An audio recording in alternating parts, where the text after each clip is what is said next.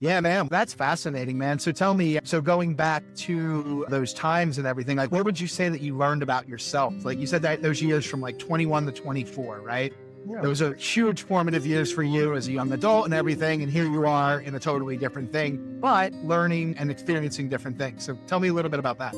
The biggest thing that I took from it, Sean, was like, I always used to have this mentality about living that lifestyle of someone else bleeds, someone else breathes. Why would I ever fear them? Like, we're all human. Yep. I was able to take that mentality into business. I came up in the Facebook groups and the stuff. Facebook came out, 10, 12 years ago is when it started really getting like big and shit. And the networking, the socializing, the going through, what I saw very quickly was like competition. It was a word to me that I didn't even think should be in the dictionary, because I can literally wake up earlier and go to sleep later than you and outwork you and have whatever my version of success is. When I would look at like the different phases of business and I want to get off the truck, or I want to get to $1 million a year, or I want to do these different things, the concept of stealing like an artist is something that speaks very big to me, because it's an artist doesn't just look at a blank canvas and start painting and have the Picasso come out. They go through things in life. They go through relationships. They go through trials and tribulations and joy and pain and all of it. And then they go wander around and get inspired by something and steal like an artist and create their version of what they like, their expression. And so when I look at business and the concept of stealing like an artist, I come to the terms where whether it's something I've been doing for a while or an idea I want to start, is like, there is someone in the world, some man, some woman, some person that has already achieved the level of success in what I want to do greater than I will ever achieve.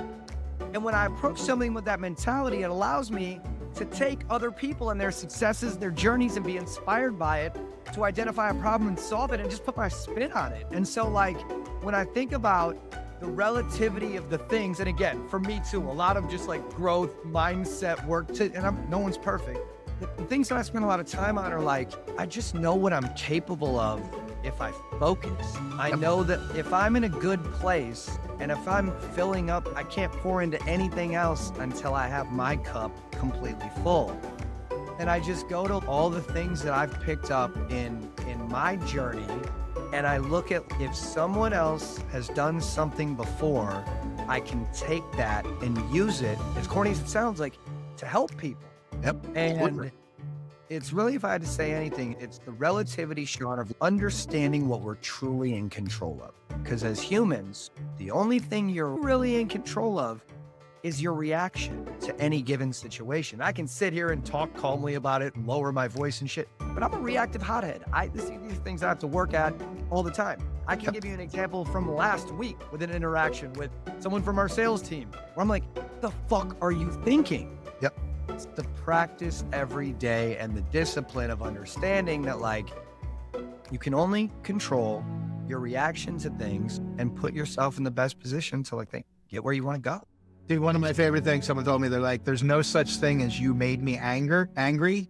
Anger is a chosen response, right? So you didn't make me angry. I chose to respond to you with anger based on however that triggered me or however that made me feel, right? So that was always interesting to me because I'm the same guy. And I try to keep it cool and stuff. So I've been talking to about my former partners, and if they were listening to this, which they do listen to this. So I'll tell you, Sean's an intense dude. That's always been my thing, right? So it's not that I'm bad, it's not that I'm bad, but I'm intense. I bring that intensity level, which I think helps in a lot of areas and stuff, but also that can lead to those quick responses, right? To those anger moments where you're just like, I just respond with that. And then after the fact, I'm like, that's not how I wanted to respond. That's not, like, you can think about it. One of the things that has been a hot topic, I do a lot of business coaching and stuff like that with younger entrepreneurs and everything. One of the things that's been a hot topic for me is having people understand the concept of exactly what you were talking about, man. There's certain things that you can control. And when you learn the power of focusing on the things that you have control over and applying your effort and attention to what you have control over and not the things that you don't have. So perfect example, I had one client that was like, hey, he's got marketing clients and he's this one client's just not happy with the results. And I think he might maybe move away and he might think, but he has this, right? And it's just all this back and forth. And every day we're getting on these calls, we're talking about this one client bringing in $1,000 a month of, you know what I mean? And I'm just like looking at it, I'm like, just stop for a second, just breathe for a second. I'm like, why is this so important? Like, why is this what? And it's like, well, and I'm like, you are literally 90% of your energy this week has been spent on thinking about, is this guy going to cancel? Is he going to do something? Is he this? Is he that? I'm like, what do you have control over in any way, shape, or form? Like, you gave him all the data. You did a great job. You delivered results. You did everything you're supposed to do. Now it's out of your control. If he decides to go in a different, so don't spend the rest of your week focused on that. You did your job. You did your piece. What do you have control over? You can go DM some people right now. You can go do some cold outreach. You can get right. So I always try to redirect people into, like, when you're feeling in those moments of, I'm out of control, like these things are out of control, focus on what you do have control.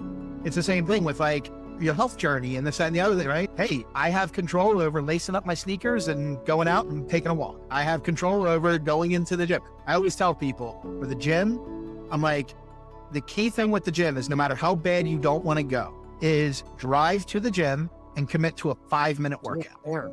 Yeah. 5-minute workout and just commit. And that's all you're going to tell yourself is, I don't want to do this. I don't want to do this. I'm going to walk into the gym. I'm going to work out for 5 minutes and I'm right. I guarantee you will never leave in 5 minutes. You're in there, you change the mindset, but you have control over that. But you don't have control over the feelings of home, of, oh, I'm sure, I just don't feel like it. I'm tired, I'm this.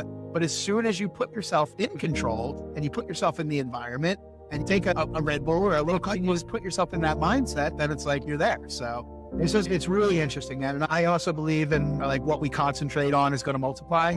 People are like, man, and it's just they constant looking at it. Oh, like, I missed this goal or I didn't hit that goal. And that's where I always tell people, I'm like, you know, you want to have your big goals, right? So when you started to marketing, hey, I got these big visions, big goals, but don't miss the micro goals. Don't miss the micro wins. Don't miss that first $2,500 client. That's your big win. That's it, right? Because you have to celebrate those, and you have to celebrate those as you go to bed. Because if you put the marker on, I want $2 million a year business, right?